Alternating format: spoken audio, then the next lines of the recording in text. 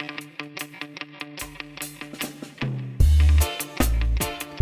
everybody, and welcome to What's New TV's first podcast. I'm your host Teddy Calderon, and today we are going to be talking about the topic of time management. How does it affect you, and why does it affect you? So we got a fair amount of responses on our news feed that we will get into very shortly. So we just want to take the time right now to reflect on why time is important. So time is important in many ways. But managing time is even more important because time is constant. And sometimes people are not cognizant of time in regards to what they're doing. You know, people say time has gone so quickly, it's slipped through the door. But has it really slipped through the door because you were not or are not aware of what is going on around you because you're so engrossed in your daily activities? So is this one of the reasons why so many people lose track of time? Or is it that they're underpaid and overworked and so many obligations in their lives, it is hard to really focus on what you want to achieve? So let's take a listen to some of the comments off of my newsfeed. Okay, so first message is from Stockton. Stockton is a videographer and film producer.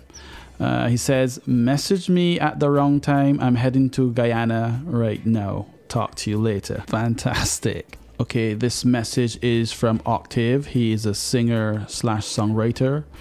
And he says, sacrifice is what a lot of people lack. They need to devote more time to build their own because they spend a lot of time building other people's business. Okay, so Christopher Codrington, who is a young filmmaker, is saying a lack of encouragement, lack of opportunities, and other factors, have caused him to feel like time is not relevant because he can see things are not going to really change anytime soon.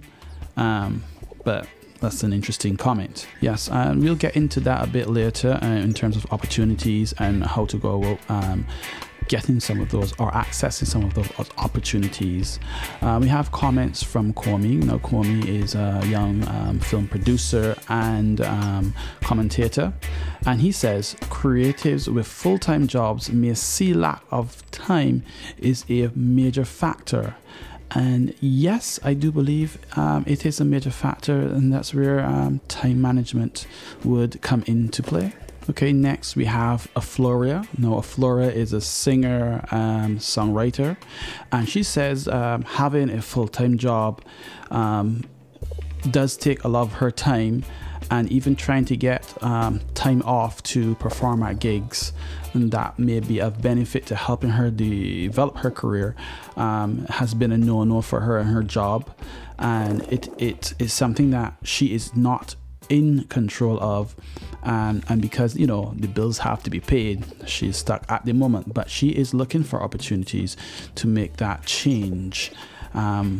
So understanding that sometimes you may be working for someone and you can't just run off and do your own thing, but maybe finding a way to make back up for that time in your workplace sometimes may be a possibility if the boss is not too grumpy and can see that happening. Who knows? So we have another comment from Pablo Escobar. Now, Pablo Escobar is a music producer, singer, and songwriter. So he's saying maybe he should get someone to provide some of these services that he can't do because he has limited time. He also works full time, and he says it's very hard to achieve all these things. And I want people to understand no man is an island.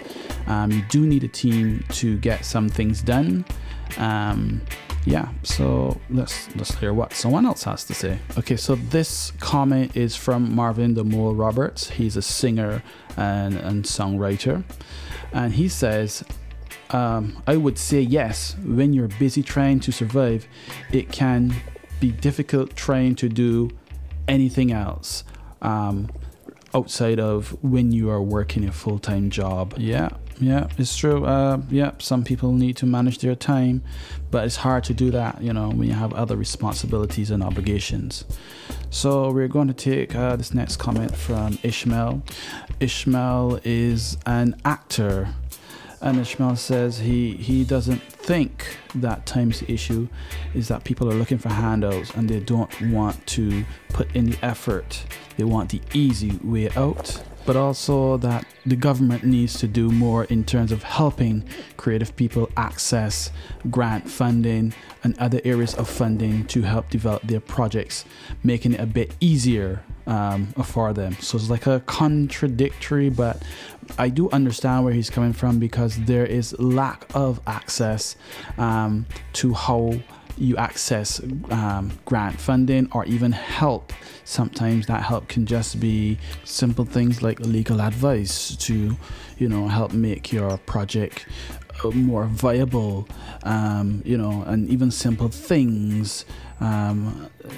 It's hard for some creative people in Barbados to access due to the fact that you don't know who, and if you do find out who, they're very busy, always in meetings, never take calls. Well, sometimes they do take calls, and I can speak about some of these things from my personal experience working with some of these agencies and departments. But I do understand that they are understaffed, and sometimes it can play a burden on some of these people in these positions, but more needs to be done, because we can see with the current data that they have, which I'm supposed to get, you can see the creative industries is not benefiting. It's not creating a sustainable environment for all sorts, and people are trying, but time is the issue, because sometimes you can't get to, as we heard, you can't get to certain things because you may be working. You may not have that inspiration to, because you feel it will go nowhere.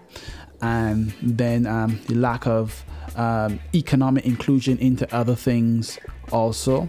There's no legislation that helps protect you as a creative. Ideas and selling of ideas. So there's lots of issues that I want to get into, but we'll just stick on time and time management. I think my personal opinion is Barbadians have a time issue, and you can see that in our culture, where it's always said we're a bit laid back, 5 minutes late, that's all right.